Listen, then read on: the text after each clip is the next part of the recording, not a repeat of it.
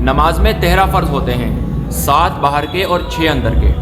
جو 7 باہر کے ہوتے ہیں وہ نماز پڑھنے سے پہلے ہوتے ہیں، یعنی کہ نماز پڑھنے کے لیے آپ کو 7 چیزوں پر عمل کرنا ہوگا، یعنی 7 شرائطوں پر عمل کرنا ہوگا۔ سب سے پہلی چیز، آپ کا بدن پاک ہونا چاہیے۔ دوسرا، کپڑے جو پہنیں گے آپ وہ پاک ہونے چاہیے۔ تیسرا، کپڑے اتنے بڑے ہونے چاہیے کہ آپ کا سطر چھپ جائے، یعنی کہ سنڈی سے لے کر ناف سے لے کر کے گھٹنوں تک کا جو آپ کا بدن کا حصہ ہے وہ چھپ جائے۔ یہ تیسرا سطر چھپانا ہو گیا۔ اور چوتھا کیا ہے، جہاں پر آپ نماز پڑھیں گے یا جس کپڑے پر آپ نماز پڑھیں گے، جس جگہ پر آپ نماز پڑھیں گے اس کا پاک ہونا ضروری ہے۔ پانچواں، قبلے کی طرف آپ کا رخ ہونا چاہیے۔ وقت کا پہچاننا، یعنی کہ اس وقت کون سی نماز کا وقت ہے اس کو پہچاننا۔ اور چھٹا ہے آپ کا قبلے کی طرف کو رخ کرنا۔ اور ساتواں، دل سے نماز کی نیت کرنا، یعنی کہ جو آپ نماز پڑھ رہے ہو اس کی دل سے نیت کرنا۔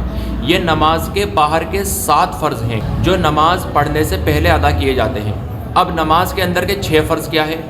سب سے پہلے تکبیر تحریمہ کہنا، یعنی کہ اس طریقے سے اللہ اکبر، پوری نماز میں یہ شروع کی تکبیر فرض ہے۔